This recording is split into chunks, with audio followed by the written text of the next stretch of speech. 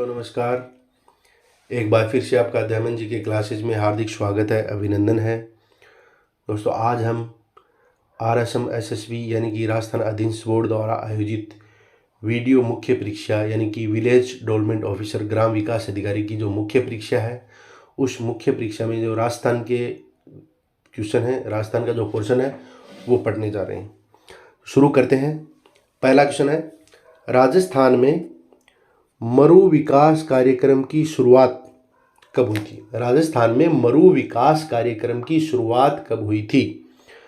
Option है वर्ष 1974-75 में, वर्ष 1977-78 में, वर्ष 1981-82 में, वर्ष 1999 में। तो दोस्तों इसमें हमारा आंसर आ जाएगा ऑप्शन बी का, वर्ष 1977-78 में मरु विकास कार्यक्रम की स्थापना की गई थी। राजस्थान में मरु विकास कार्यक्रम की शुरुआत हुई थी। और दोस्तों जो मरु विकास जो कार्यक्रम हुआ था राजस्थान में 1977-78 में शुरू हुआ था, ये राष्ट्रीय कृषि आयोग की सिफारिश पर हुआ था। राष्ट्रीय कृषि आयोग की सिफारिश पर यह कार्यक्रम शुरू हुआ था।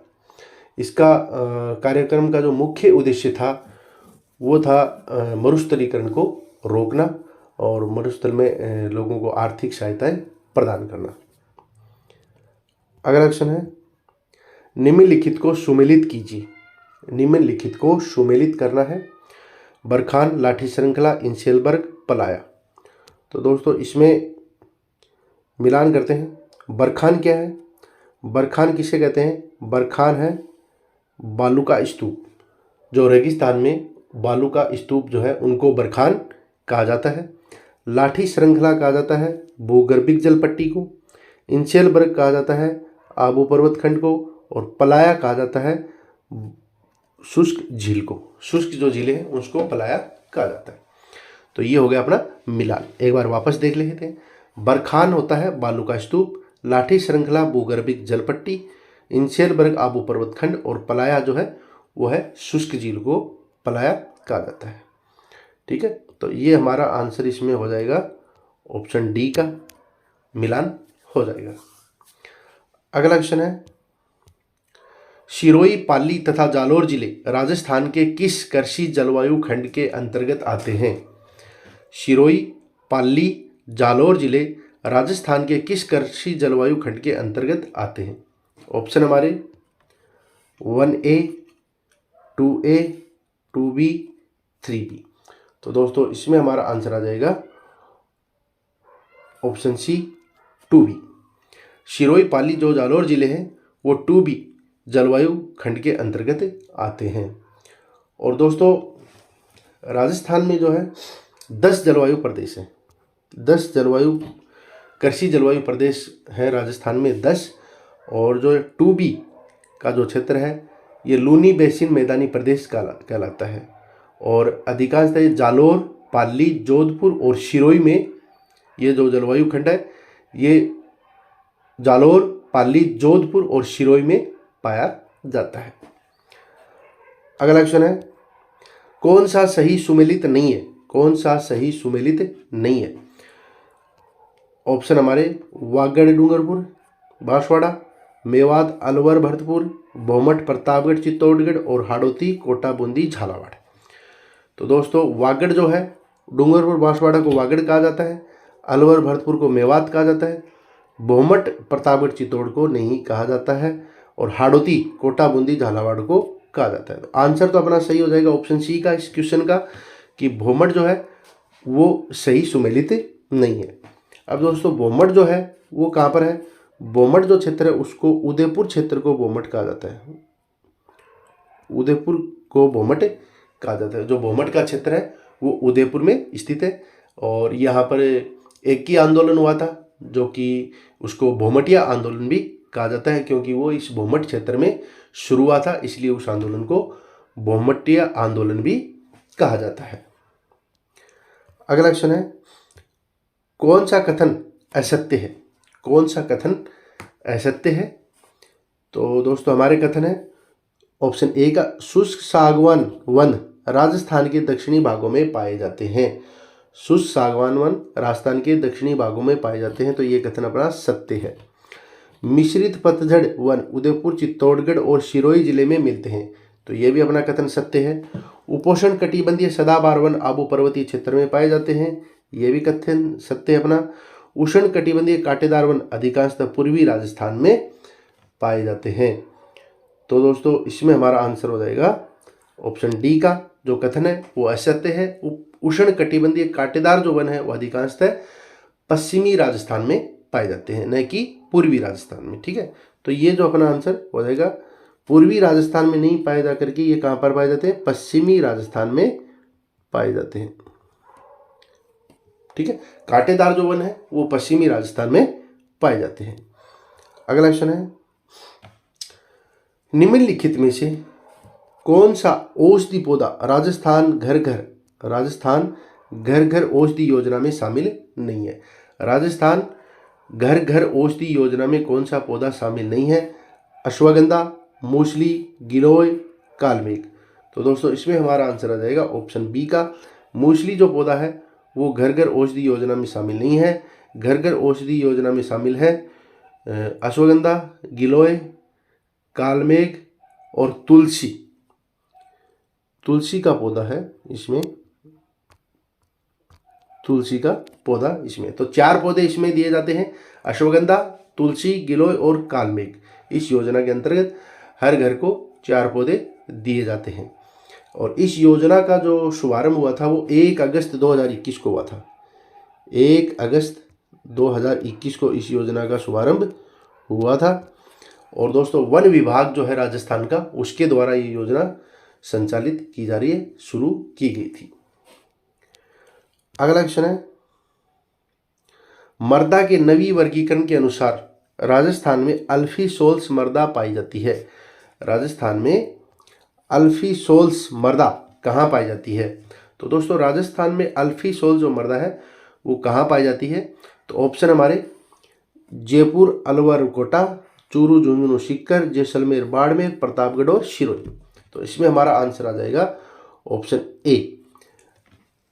अल्फीसोल जो मृदा है वो जयपुर, अलवर और कोटा में पाई जाती है। अगला क्वेश्चन है दोस्तों, राजस्थान के रेतीले शुष्क मैदान तथा अर्धशुष्क संक्रमणकालीन मैदानों को कौन सी संवर्षा रेखा अलग करती है? राजस्थान के रेतीले शुष्क मैदान तथा अर्धशुष्क संक्रमणकालीन मैदानों को कौन सी संवर्षा रेखा अलग करती है? ऑप्शन हमारे 10 सेंटीमीटर, 50 सेंटीमीटर, 75 सेंटीमीटर और 25 सेंटीमीटर। तो दोस्तों इसमें हमारा आंसर आ जाएगा ऑप्शन डी का। 25 सेंटीमीटर जो वर्षा रेखा है वो शुष्क मैदान और अर्धशुष्क मैदानों को अलग करती है, विभाजित करती है। और ये जो रेखा है ये पश्चिमी राजस्थान को 2 भागों में विभाजित करती है। पश्चिमी राजस्थान को 2 भागों में विभाजित करती है।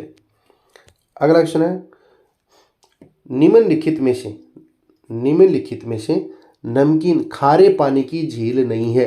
निम्न में से खारे पानी की झील कौन सी नहीं है? तो दोस्तों ऑप्शन हमारे कावोद, डीडवाना, रेवासा, जेत सागर। तो इसमें हमारा आंसर आ जाएगा ऑप्शन डी का। जेत सागर जो झील है वो खारे पानी की झील नहीं है। और दोस्तों जेत सागर जो झील है वो बूंदी जिले में है, और इसका जो निर्माण करवाया था वो जेता मीणा ने इसका निर्माण करवाया था। जेता मीणा ने इस झील का निर्माण करवाया था। अगला क्वेश्चन है, भारत के किस राज्य में सर्वाधिक रामसर आर्द्रभूमि स्थल स्थित है? तो दोस्तों ऑप्शन हमारे उत्तराखंड, मध्य प्रदेश, ओडिशा, उत्तर प्रदेश। तो इसमें हमारा आंसर आ जाएगा ऑप्शन डी का।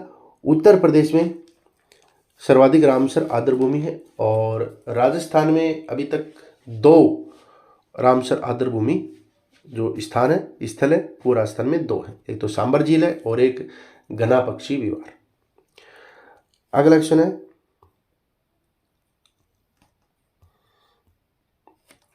शिवालिक के पर्वत पदों में कौन सी स्थलाकृति पाई जाती है? शिवालिक के पर्वत पदों में कौन सी स्थलाकृति पाई जाती है? भांगर, खादर, भाबर और डेल्टा। तो इसमें हमारा आंसर आ जाएगा ऑप्शन सी का, भाबर। अगला क्वेश्चन है दोस्तों, कौन सी नदी राजस्थान में उत्तर दिशा में प्रवेश करती है? उत्तर दिशा कौन सी नदी है जो राजस्थान में उत्तर दिशा से प्रवेश करती है? चंबल, माही, घग्गर, कांतली नदी। तो इसमें हमारा आंसर आ जाएगा ऑप्शन सी का, घग्गर नदी जो है वो राजस्थान में उत्तर दिशा से प्रवेश करती है।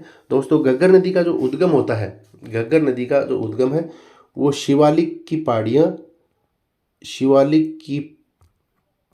पहाड़ियों से होता है। हिमाचल प्रदेश में है शिवालिक की पहाड़ियाँ, वहाँ से घग्गर नदी का उद्गम होता है और राजस्थान में उत्तर दिशा से प्रवेश करती है। अगला क्वेश्चन है,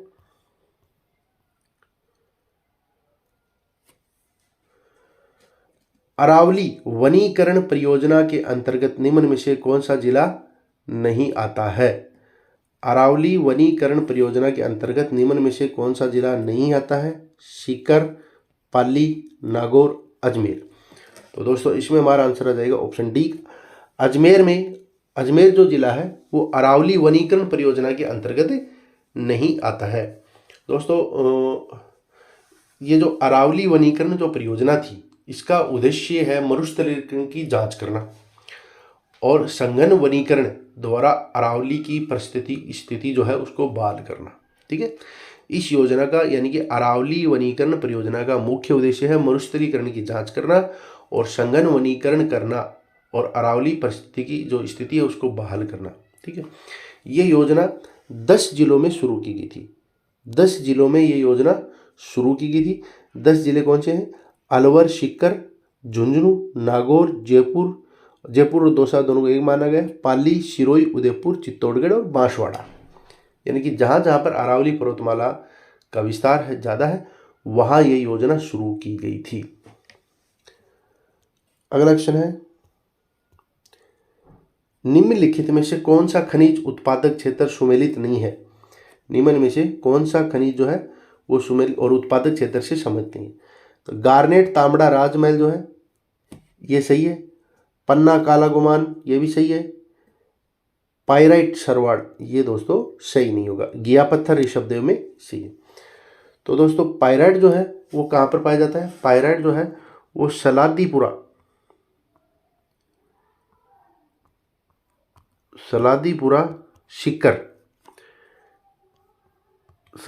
सीकर में पाइराइट्स के भंडार पाए जाते हैं।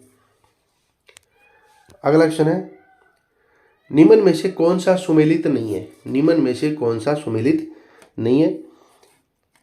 राष्ट्रीय मरु उद्यान जैसलमेर सुमेलित है। जोगनिया माता मंदिर भीलवाड़ा ये भी सुमेलित है। सोनेरी कोठी सीकर ये सुमेलित नहीं है। मुशीमा रानी छत्री अलवर में है, ये भी सुमेलित है। तो दोस्तों आंसर तो अपना सही आ जाएगा ऑप्शन सी का, सोनेरी कोठी सीकर में नहीं है, ये सुमेलित नहीं है। अब सोनेरी कोठी कहाँ पर है? सोनेरी कोठी टोंक जिले में है। सोनेरी कोठी टोंक में है।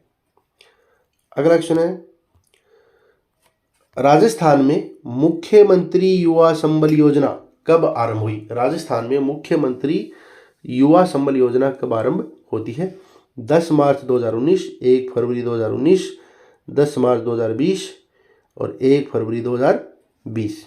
तो दोस्तों इसमें हमारा आंसर आ जाएगा 1 फरवरी 2019 को मुख्यमंत्री युवा संबल योजना शुरू होती है। दोस्तों इस योजना के अंतर्गत जो शिक्षित लोग हैं उनको बेरोजगारी भत्ता सरकार के द्वारा दिया जाता है, आर्थिक सहायता प्रदान की जाती है। और अभी वर्तमान समय में इसमें पुरुष को 4,000 रुपये पर मंथ दिए जाते हैं और महिलाओं को 4,500 रुपये पर मंथ इसमें दिए जाते हैं। अगला क्वेश्चन है दोस्तों,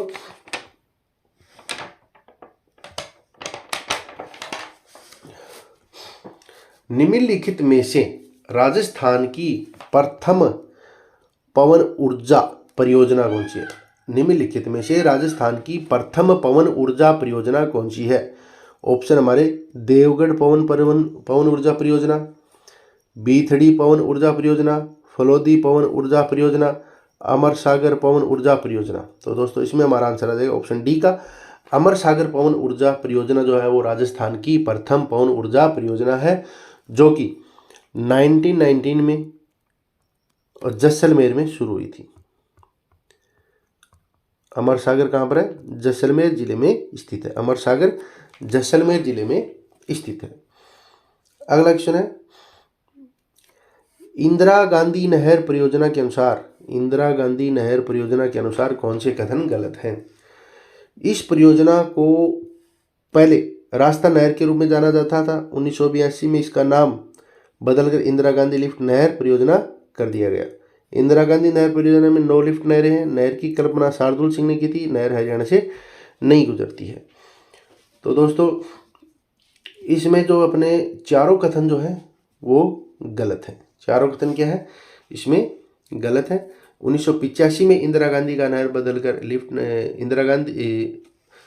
इंदिरा गांधी नहर किया गया था, लिफ्ट नहर नहीं है। और इंदिरा गांधी नहर परियोजना 8 लिफ्ट नहरें हैं, ठीक है। और नहर की कल्पना भी कंवर सेन ने की थी और हरियाणा से भी नहर ये गुजरती है, ठीक है। तो इसमें हमारा आंसर हो जाएगा कि सारे के सारे जो ऑप्शन है वो गलत है। तो इसलिए हमारा आंसर हो जाएगा इसमें ऑप्शन डी का, कि सारे के सारे जो कथन है, चारों कथन इसमें गलत है। अगला क्वेश्चन है दोस्तों,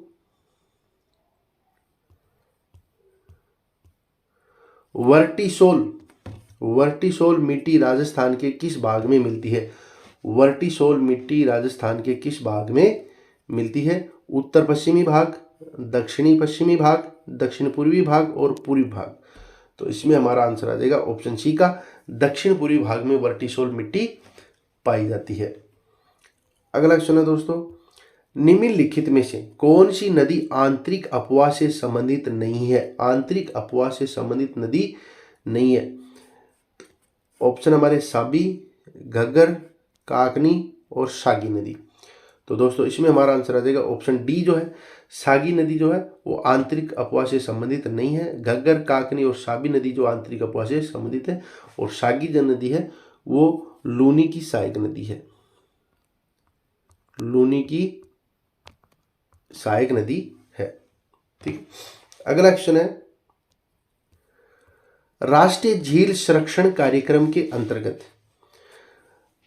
राजस्थान की निम्नलिखित में से कौन सी झील शामिल नहीं है? राष्ट्रीय झील संरक्षण कार्यक्रम है, उसके अंतर्गत राजस्थान की कौन सी झील जो है वो इसमें शामिल नहीं है। ऑप्शन हमारे फतेह सागर, नक्की झील, आना सागर, राजसमंद। तो दोस्तों इसमें हमारा आंसर आ जाएगा ऑप्शन डी का, राजसमंद जो झील है, राजसमंद जो झील है वो राष्ट्रीय झील संरक्षण कार्यक्रम के अंतर्गत शामिल नहीं है। दोस्तों फतेह सागर झील है अपनी उदयपुर में है, और नक्की झील है वो माउंट आबू में है, और आना सागर झील है वो अजमेर में है। तो दोस्तों राष्ट्रीय झील संरक्षण कार्यक्रम के अंतर्गत राजस्थान की 6 झीलों को शामिल किया गया है। कितनी झीलों को? 6 झीलों को शामिल किया गया है। एक तो जिसमें है, पहली है फतेह सागर जो कि उदयपुर में है, फिर है पिछोला झील वो भी उदयपुर में है, आना सागर है अजमेर में है, और उसके बाद में पुष्कर झील है वो भी अजमेर में है, और नक्की झील जो माउंट आबू में है, और मान सागर झील जो कि जयपुर में है, ठीक है। अगला क्वेश्चन, निम्नलिखित में से कौन सा सिंचाई परियोजना और जिला सुमेलित नहीं है? ठीक है, क्वेश्चन क्या हमारा, निम्नलिखित में से कौन सा सिंचाई परियोजना और जिला सुमेलित नहीं है? तो दोस्तों इसमें हमारा ऑप्शन दे रखे हैं, बिलास बारा, चोली डूंगरपुर, पांचना करौली और गरदड़ा बूंदी। तो इसमें हमारा आंसर आ जाएगा ऑप्शन बी का, चोली जो डूंगरपुर है ये दोस्तों सुमेलित नहीं है। चोली झालावाड़ जिले में, चोली जो परियोजना वो झालावाड़ जिले से संबंधित है। अगला क्वेश्चन है, राजस्थान की कौन सी तिलहन की फसल रबी के मौसम में बोई जाती है? राजस्थान में कौन सी तिलहन की फसल, यानी कि तेल निकलना है, ऐसी फसल जिससे तेल निकला। तिलहन की फसल किसे कहते हैं? जिस फसल से हम तेल निकालते हैं, तेल निकाला जाता है। तो ऐसी फसल को बताना जिससे तेल निकाला जाता है, लेकिन वो रबी के मौसम में बोई जाती है। तो दोस्तों इसमें हमारा ऑप्शन है सरसों, मूंगफली, सोयाबीन और तिल। तो इसमें हमारा आंसर आ जाएगा ऑप्शन ए, सरसों जो है वो एक रबी की फसल है, जबकि मूंगफली, सोयाबीन और तिल ये खरीफ की फसलें हैं। अगला क्वेश्चन है, कौन सा औद्योगिक पार्क और स्थान सही सुमेलित नहीं है? कौन सा औद्योगिक पार्क और स्थान सही सुमेलित नहीं है? चमड़ा पार्क अचरोल, जापानी park Neemrana, stone park Dholpur, hosiery park Chopanki. तो दोस्तों इसमें हमारा ये सुमेलित है, ये सुमेलित है, ये सुमेलित, तीनों सुमेलित है। चमड़ा पार्क अचरोल में ये सुमेलित नहीं है। चमड़ा पार्क दोस्तों मानपुरा माचेड़ी, मानपुरा माचेड़ी जयपुर में स्थित है, मानपुरा माचेड़ी में स्थित है। अगला क्वेश्चन है, कौन सा बांध और जिला सुमेलित नहीं है? कौन सा बांध और जिला सही सुमेलित नहीं है? गोशुंडा बांध चित्तौड़गढ़, हिंगोनिया बांध जयपुर, मोरा सागर बांध टोंक, पांचना बांध करौली। तो दोस्तों इसमें गोशुंडा बांध चित्तौड़गढ़ में स्थित है, हिंगोनिया बांध जयपुर में है, पांचना बांध करौली में है। तो इसमें हमारा आंसर आ जाएगा ऑप्शन सी का, मोरा सागर बांध जो है वो टोंक में स्थित नहीं है। तो दोस्तों मोरा सागर बांध कहाँ पर है, ये आपको कमेंट करके बताना है कि मोरा सागर बांध कहाँ पर स्थित है। कमेंट करके बताना है, जरूर कमेंट करके मेरे को आप बताइए इसका आंसर। अगला क्वेश्चन है, निम्नलिखित में से कौन सी जनजाति स्थान क्षेत्र सुमेलित नहीं है? कौन सी जनजाति कहाँ पर पाई जाती है, सुमेलित नहीं है? तो दोस्तों डामोर जो जनजाति है वो डूंगरपुर में है और शिमलवाड़ा डूंगरपुर के शिमलवाड़ा में पाई जाती है। ठीक है, अधिकांशतः डूंगरपुर के शिमलवाड़ा में जाति पाई जाती है। कथोड़ी जनजाति है दोस्तों, ये कथोड़ी जनजाति है वो उदयपुर में पाई जाती है, उदयपुर में कथोड़ी जनजाति उदयपुर में पाई जाती है। गरासिया जनजाति है, गरासिया है वो शिरोई उदयपुर में पाई जाती है। और रेबारी जाति है, रेबारी जाति है वो पाली, पाली जोधपुर शिरोई जालोर आदि जिलों में पाई जाती है। ठीक है, अगला क्वेश्चन है, कौन सा हस्तशिल्प स्थान सही सुमेलित नहीं है? कौन सा स्थान है हस्तशिल्प जो सही नहीं है? बंदेज यानी कि tie and dye Jaipur, Masuria sari Kaithoon, लकड़ी के खिलौने बसी और तारकशी का काम उदयपुर। तो दोस्तों इसमें हमारा आंसर आ जाएगा ऑप्शन डी का, तारकशी का काम जो है वो जयपुर में उदयपुर में नहीं किया जाता है। तो बंदेज और टाई है वो जयपुर में है, मसूरिया साड़ी है वो कैथुन में है, लकड़ी के खिलौने भी बस्सी में बनाए जाते हैं। तारकशी का जो काम है दोस्तों वो किया जाता है कहाँ पर? तारकशी का काम किया जाता है नाथ द्वारा में। कहाँ पर? नाथ द्वारा में तारकशी का काम किया जाता है, जो कि चांदी के जेवर यहाँ पर बनाए, तारकशी के चांदी के जेवर जो है वो बनाए जाते हैं नाथ द्वारा में। अगला क्वेश्चन है, चंबल और माही सुगंधा किस फसल की उन्नत किस्में हैं? चना, सरसों, चावल, गन्ना। तो दोस्तों इसमें हमारा आंसर आ जाएगा ऑप्शन सी का, चावल। और दोस्तों माही जो सुगंधा है चावल की किस्म, ये जो कृषि अनुसंधान केंद्र बांसवाड़ा, कृषि अनुसंधान केंद्र बांसवाड़ा के द्वारा विकसित की गई है। ठीक है, माही सुगंधा जो चावल की किस्म है वो कृषि अनुसंधान केंद्र बांसवाड़ा के द्वारा विकसित की गई है। अगला क्वेश्चन है, कौन सा स्थान ऊर्जा का क्षेत्र सही सुमेलित नहीं है? ठीक है, ऑप्शन है जैसलमेर पवन ऊर्जा, रावत बाटा परमाणु ऊर्जा, गौरी सौर ऊर्जा, गिरिल भूतापीय ऊर्जा। तो दोस्तों इसमें पहला अपना सही है, जैसलमेर में पवन ऊर्जा, परमाणु ऊर्जा का जो केंद्र अपना रावत बाटा में है, सौर ऊर्जा का गौरीर है झुंझुनू में, और गिरल जो भूतापीय ऊर्जा है वो संबंधित नहीं है। गिरल में क्या है? गिरल में दोस्तों लिग्नाइट पावर प्लांट है, लिग्नाइट पावर प्लांट है अपना गिरल में। ठीक है, तो आंसर अपना आ जाएगा ऑप्शन डी का, इसमें अपना आंसर आ जाएगा। जो गिरल है वो भूतापीय ऊर्जा यहाँ पर नहीं है, गिरल में लिग्नाइट पावर प्लांट है जो कि बाड़मेर में है। लिग्नाइट कहाँ पर है? बाड़मेर जिले में स्थित है। अगला क्वेश्चन है, राजस्थान का डेगाना भाकरी क्षेत्र किस खनिज के लिए प्रसिद्ध है? राजस्थान का डेगाना भाकरी जो क्षेत्र है वो किस जिले के लिए प्रसिद्ध है? तो दोस्तों इसमें हमारा ऑप्शन दे रखे हैं बेरिलियम, तांबा, टंगस्टन, चांदी। तो इसमें हमारा आंसर आ जाएगा ऑप्शन सी का टंगस्टन। डेगाना बाकरी टंगस्टन के लिए प्रसिद्ध है, जो कि कहाँ पर है, नागौर जिले में है, नागौर जिले में आता है। अगला क्वेश्चन है, राजस्थान में 2020-21 में, राजस्थान में 2020-21 में कितने जिले अकाल से प्रभावित हुए? 2020-21 में कितने जिले अकाल से प्रभावित हुए? 9, 21, 10, 6। तो इसमें हमारा आंसर है ऑप्शन डी का 6 जिले जो हैं 2020-21 में अकाल से प्रभावित हुए थे। अगला क्वेश्चन है, राजस्थान में वनों को काटकर व जलाकर की जाने वाली कृषि क्या कहलाती है? ऑप्शन हमारे कछाऊ, पाल, वालरा, गमेती।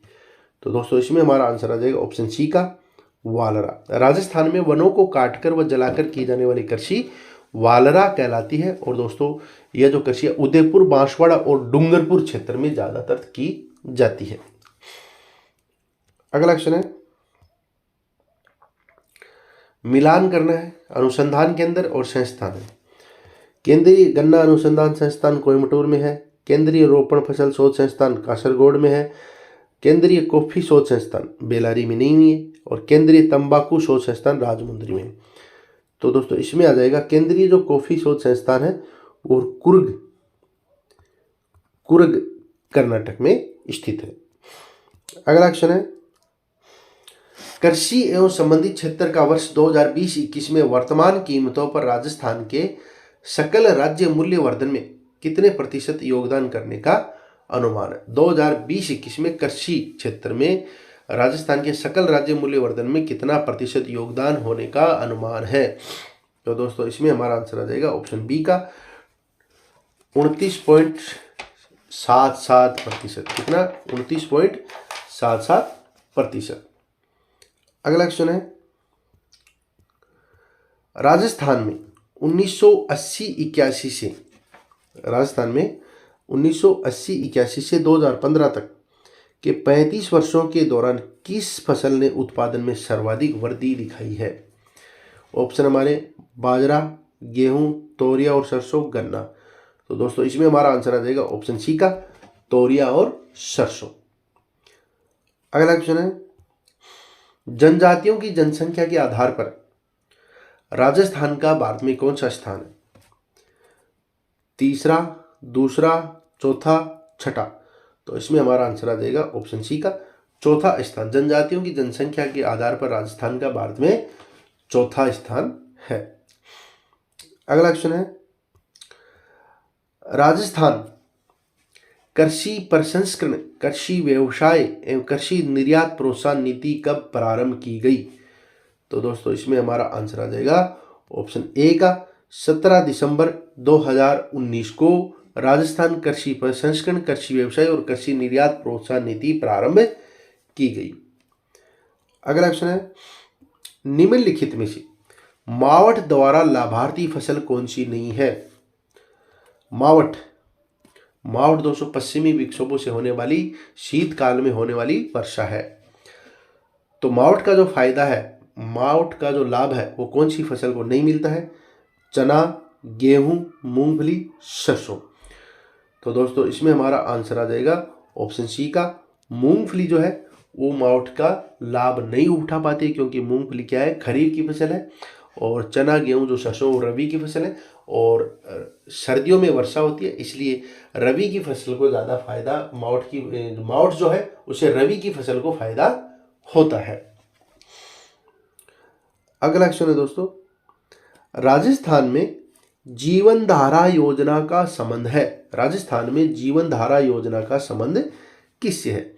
गरीबों हेतु बीमा से, SC/ST हेतु सिंचाई कुओं के निर्माण से, SC/ST स्वास्थ्य सुविधा से, नगरीय क्षेत्रों में पीने के पानी से। तो दोस्तों इसमें हमारा आंसर आ जाएगा ऑप्शन बी का जीवन धारा जो योजना है वो है SC और ST हेतु सिंचाई कुओं का निर्माण करना। अगला क्वेश्चन है, निम्नलिखित में से कौन सा उपक्रम राजस्थान सरकार का नहीं है? The hitech precision glass limited Dholpur, ये राजस्थान का है। Rajasthan state chemical limited Didwana में है, ये भी राजस्थान का। सांबर साल्ट लिमिटेड ये राजस्थान का नहीं है। गंगानगर शुगर मिल्स लिमिटेड ये उपक्रम भी राजस्थान सरकार का है। तो दोस्तों इसमें हमारा आंसर आ जाएगा ऑप्शन सी जो है सांबर साल्ट्स जो लिमिटेड है वो राजस्थान सरकार का नहीं है बल्कि भारत सरकार का उपक्रम है। भारत सरकार का उपक्रम है सांबर साल्ट्स लिमिटेड। ठीक है, अगला क्वेश्चन है, गांधी जी ने हिंद स्वराज पुस्तक की रचना किस वर्ष में की थी? 1897, 1906, 1909, 1919। तो इसमें हमारा आंसर आ जाएगा ऑप्शन सी का 1909 में। और दोस्तों मूल जो हिंद स्वराज जो रचना थी वो मूल रचना गुजराती भाषा में थी। मूल जो रचना है वो गुजराती भाषा में थी। गुजराती भाषा में थी, मूल रचना गुजराती भाषा में थी। अगला क्वेश्चन है, निम्नलिखित में से कौन सा अखंड वास्तुकला का एक उदाहरण है? अखंड वास्तुकला का उदाहरण है महाबलीपुरम का धर्मराज रथ जो है वो अखंड वास्तुकला का एक उदाहरण है। अगला क्वेश्चन है, पटुओं की हवेली का निर्माण किसने करवाया था? पटुओं की हवेली का निर्माण किसने करवाया था? दोस्तों ऑप्शन हमारे सालिम सिंह, नथमल, जोरावरमल, गुमानचंद। तो दोस्तों इसमें हमारा आंसर आ जाएगा पटुओं की जो हवेली है उसका निर्माण करवाया था, ऑप्शन डी इसमें आ जाएगा गुमानचंद ने। ठीक है, अब दोस्तों पटुओं की जो हवेली है वो जैसलमेर जिले में, कहाँ पर है? जैसलमेर जिले में है। और जैसलमेर जिला है वो हवेलियों के लिए प्रसिद्ध है। और अन्य जो मुख्य हवेलियां हैं, नथमल की हवेली है, इसके अलावा सालिम सिंह की हवेली भी जैसलमेर में स्थित है। और गुमानचंद ने जो पटुओं की हवेली का जो निर्माण करवाया था वो करवाया था 1805 ईस्वी में। 1805 ईस्वी में गुमानचंद ने पटुओं की हवेली का निर्माण जैसलमेर में करवाया था। अगला क्वेश्चन है, आसिंद भीलवाड़ा निम्नलिखित में से किस लोक देवता से संबंधित है?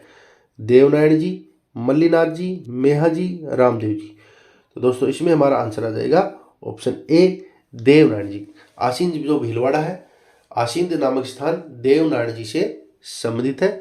और देवनारायण जी का जन्म माघ शुक्ला सप्तमी को हुआ था। तो इनकी जो जयंती है वो माघ शुक्ला सप्तमी को इनकी जयंती मनाई जाती है। और हाल ही में 28 जनवरी को राजस्थान सरकार ने देवनारायण जी की जयंती पर राजकीय अवकाश घोषित किया था। अगला क्वेश्चन है, निम्न को सुमेलित करना है। ये आयुर्वेद से ऋग्वेद से संबंधित क्वेश्चन है। सुमेलित करना अपने को, निम्न को सुमेलित करना है। तो दोस्तों होता क्या होता है? होता है ऋग्वेद की ऋचाओं का पाठ करने वाला। ऋग्वेद की ऋचाओं का पाठ करने वाला जो है वो होता है। और इसके अलावा उद्गाता है सामवेद के छंदों का गायन करने वाला, सी आ जाएगा इसमें। और अधर्वयु क्या है? अधर्वयु है दोस्तों यजुर्वेद के मंत्र का पाठ करने वाला, इसमें डी आ जाएगा। और पुरोहित यज्ञ संपन्न करने वाला प्रमुख जो पुरोहित है उसको पुरोहित कहा जाता है। तो ये इसका मिलान ऐसे हो जाएगा। ठीक है, अगला क्वेश्चन है, निम्नलिखित में से कौन सा तत्वाद्य नहीं है? तत्वाद्य है, निम्नलिखित में से कौन सा तत्वाद्य है? तत्वाद्य कौन सा है? सतारा, मोरचंग, रवाज, बांकिया। तो दोस्तों इसमें हमारा आंसर आ जाएगा रवाज जो है वो तत्वाद्य है। और ये सारंगी के जैसा होता है। एक सारंगी जो होती है ना, सारंगी के जैसा होता है। अगला क्वेश्चन है, निम्नलिखित में से कौन राजपूताना चित्रकला के स्कूल और उनकी शैलियों के अनुसार सही सुमेलित नहीं है? मेवाड़ स्कूल में आते हैं नाथद्वारा देवगढ़ शैलियाँ, मारवाड़ स्कूल में किशनगढ़ और नागौर, हाड़ौती स्कूल कोटा और बूंदी, और ढूंढाड़ स्कूल में चावंड और उदयपुर शैलियाँ। तो दोस्तों इसमें आंसर आ जाएगा अपना ऑप्शन डी का। ढूंढाड़ स्कूल में जयपुर शैली और आमेर शैली आती है, न कि चावंड और उदयपुर शैलियाँ नहीं आती। चावंड और उदयपुर शैलियाँ मेवाड़ स्कूल के अंतर्गत आती हैं और ढूंढाड़ स्कूल के अंतर्गत आने वाली जो है वो है जयपुर शैली और आमेर शैली। अगला क्वेश्चन है राजपुताना मध्य भारत सभा कब स्थापित की गई? 1916, 1917, 1918, 1919 में। तो दोस्तों इसमें हमारा आंसर आ जाएगा ऑप्शन डी का 1919 में राजपुताना मध्य भारत सभा की स्थापना की गई। और कहाँ की गई थी इसकी स्थापना? दिल्ली में की गई थी। दिल्ली में इसकी स्थापना की गई थी। बाद में इसका कार्यालय जो रखा गया था वो अजमेर में इसका कार्यालय रखा गया था। राजपूत मध्य भारत सभा का कार्यालय अजमेर में रखा गया था और स्थापना इसकी दिल्ली में होती है। अगला क्वेश्चन है अभिलेख जो प्रतिहार शासक ककुक की आभीरों पर विजय का दावा करता है? बिजोलिया शिलालेख, अथुर्णा, घटियाला, चीरवा अभिलेख। तो दोस्तों इसमें हमारा आंसर आ जाएगा घटियाला अभिलेख। घटियाला अभिलेख दोस्तों जोधपुर में मिला है जो कि 861 ईस्वी का है। अगला क्वेश्चन है मारवाड़ में राठौड़ वंश के निम्नलिखित प्रारंभिक शासकों को कालक्रमानुसार व्यवस्थित करना है। कालक्रमानुसार इनको व्यवस्थित करना है। राव शिया, राव अस्थान, राव दुहड़, राव रायपाल। तो दोस्तों राव शिया जो थे उनका कार्यकाल है 1273 ईस्वी से 92 तक। ठीक है। राव अस्थान का जो कार्यकाल है, राव स्थान का कार्यकाल 1292 से 1293 से राव स्थान का 1293 से। ठीक है। और राव दुहड़ का कार्यकाल होगा दोस्तों 1292 से 1309। 1292 से 1309 होगा राव दुहड़ का कार्यकाल। और राव रायपाल का कार्य होगा 1309 से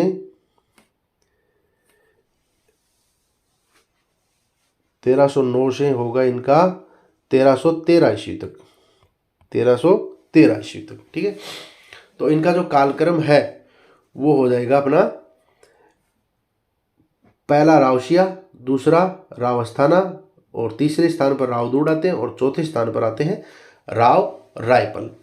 रायपाल जो है वो चौथे स्थान पर आते हैं। तो इस हिसाब से हमारा आंसर हो जाएगा ऑप्शन डी का 1 2 3 4 है, चारों सही क्रम इनका हो जाएगा। अगला क्वेश्चन है निम्नलिखित को सुमेलित कीजिए।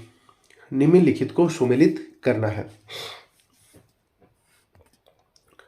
अनंत गोचर से संबंधित है सीकर। ठीक है। स्वर्णगिरी है जालोर, कांठड़ प्रतापगढ़ और अर्बुद शिरोई।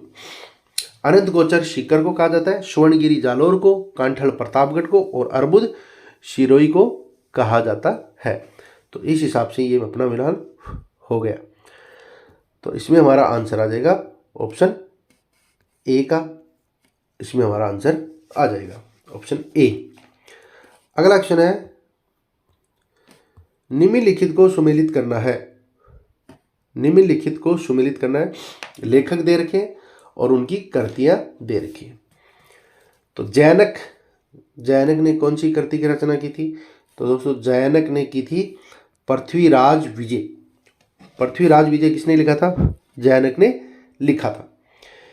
उसके बाद में आता नयन चंद्र सूरी ने लिखा था हमीर महाकाव्य। नयन चंद्र सूरी ने लिखा था हमीर महाकाव्य।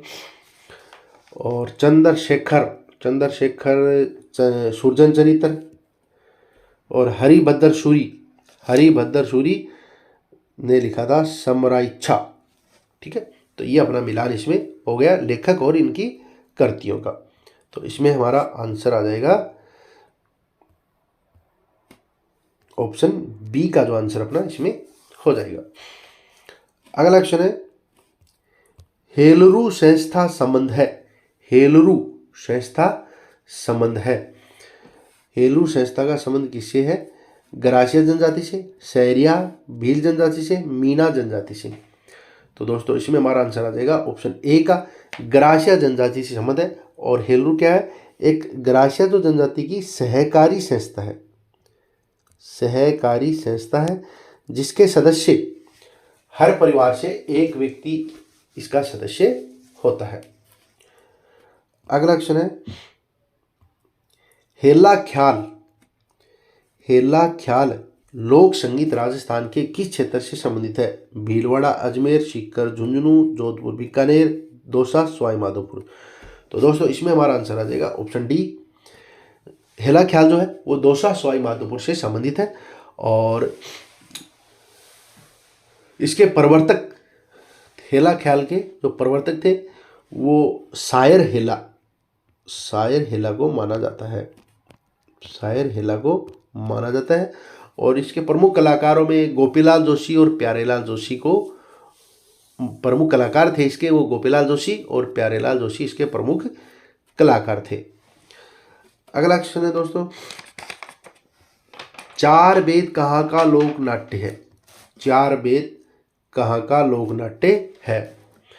भरतपुर, जयपुर, टोंक और जालौर। तो दोस्तों इसमें हमारा आंसर आ जाएगा ऑप्शन सी। टोंक जो है वहाँ का चार वेद जो लोक नाट्य है वो टोंक का प्रसिद्ध है। चार वेद का मतलब होता है चार पंक्तियाँ, चार वेद का मतलब होता है चार पंक्तियाँ। और इसको फौजी राग भी इसको कहा जाता है, चार वेद को फौजी राग भी कहा जाता है, फौजी राग भी इसको कहा जाता है दोस्तों। और इसके जो प्रथम उस्ताद थे वो थे अब्दुल करीम खान निहंग। अब्दुल करीम खान निहंग इसके प्रथम उस्ताद थे। अगला क्वेश्चन है सुमेलित करना है, सुमेलित करना दोस्तों। अजरक प्रिंट कहाँ की है? बाड़मेर की। जाजम प्रिंट कहाँ की है? जाजम प्रिंट है चित्तौड़गढ़ की। पिछवाई है नाथद्वारा और दाबू प्रिंट है अकोला चित्तौड़गढ़ की। ठीक है, ये हो गया अपना मिलान। तो इसमें इस प्रकार अपना आंसर आ जाएगा ऑप्शन ए। ऑप्शन ए का इसमें हमारा आंसर हो जाएगा।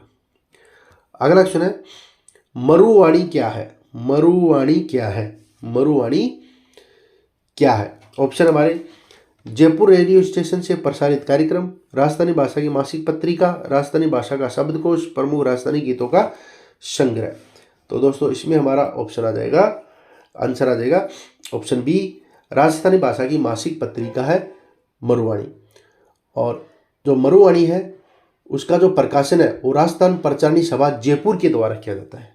इसका जो प्रकाशन है मरुवाणी का वो राजस्थानी प्रचारणी सभा जयपुर के द्वारा इसका प्रकाशन किया जाता है। अगला क्वेश्चन है डूंगरपुर के निकट नौलख बावड़ी का निर्माण किसने करवाया था? नाथावती, प्रेमल देवी, रामसरदे, किशोर देवी। तो दोस्तों इसमें हमारा आंसर आ जाएगा ऑप्शन बी का। प्रेमल देवी ने डूंगरपुर के निकट नौलखा बावड़ी का निर्माण करवाया था 1586 में। 1586 में निर्माण करवाया था। और प्रेमल देवी जो डूंगरपुर के महारावल आशकरण की पटरानी थी। ठीक है, आशकरण की पटरानी थी। अगला क्वेश्चन है अधोलिखित में से कौन सा दुर्ग धानवन दुर्ग की श्रेणी में रखा जाता है? धानवन दुर्ग की श्रेणी में रखा जाता है चित्तौड़गढ़ दुर्ग, गागरोन दुर्ग, मेहरानगढ़ दुर्ग, सोनारगढ़, जैसलमेर। तो दोस्तों इसमें हमारा आंसर आ जाएगा ऑप्शन डी का। सोनारगढ़ जैसलमेर जो है उसको धानवन दुर्ग की श्रेणी में रखा जाता है, क्योंकि चित्तौड़गढ़ दुर्ग है वो गिरी दुर्ग है, गागरोन का दुर्ग है जो जल दुर्ग है, और मेहरानगढ़ दुर्ग भी गिरी दुर्ग की श्रेणी में आता है।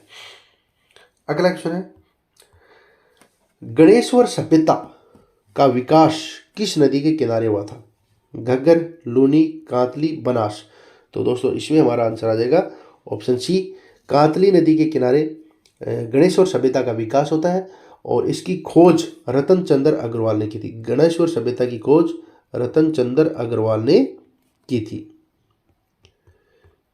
रतन चंद्र अग्रवाल ने गणेश्वर सभ्यता की खोज की थी। और उत्खनन कार्य किया था आर.सी. अग्रवाल, विजय कुमार ने 1977-78 में। और गणेश्वर को ताम्र युगीन सभ्यताओं की जननी कहा जाता है। ताम्र सभ्यताओं की जननी गणेश्वर को कहा जाता है। इसके अलावा गणेश्वर को पुरातत्व का पुष्कर भी कहा जाता है। पुरातत्व का पुष्कर, पुरातत्व का पुष्कर किसको कहा जाता है? पुरातत्व का पुष्कर कहा जाता है गणेश्वर सभ्यता को। अगला क्वेश्चन है दोस्तों, इजलास खास की स्थापना, इजलास खास की स्थापना किसने की थी? महाराजा बन्ने सिंह, महाराजा अजीत सिंह, महाराणा सज्जन सिंह, राणा भगवंत सिंह। तो दोस्तों इसमें हमारा आंसर आ जाएगा ऑप्शन सी, महाराणा सज्जन सिंह, यानी कि उदयपुर के जो महाराणा थे सज्जन सिंह, उन्होंने इजलास खास की स्थापना की थी 10 मार्च 1877 को।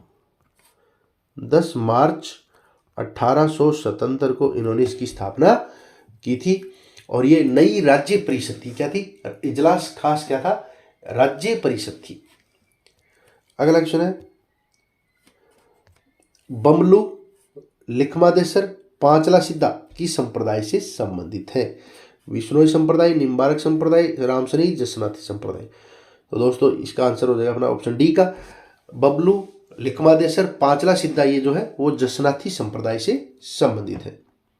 अगला क्वेश्चन है, राजस्थान में सुनवाई का अधिकार अधिनियम किस वर्ष में लागू हुआ था? राजस्थान में सुनवाई का अधिकार अधिनियम किस वर्ष में लागू हुआ था? तो दोस्तों इसमें हमारा आंसर आ जाएगा, ऑप्शन है 2010, 2014, 2012, 2018। तो इसमें आंसर आ जाएगा 2012। 1 अगस्त 2012 को राजस्थान में सुनवाई का अधिकार अधिनियम लागू हुआ था। अगला क्वेश्चन है, 1857 की क्रांति के दौरान धौलपुर का शासक कौन था? 1857 की क्रांति के दौरान धौलपुर का शासक कौन था? उदयभान सिंह, राम सिंह, किरत सिंह, भगवंत सिंह। तो दोस्तों इसमें हमारा आंसर आ जाएगा ऑप्शन डी, भगवंत सिंह। तो दोस्तों आज का पेपर आपको कैसा लगा कमेंट करके जरूर बताइए।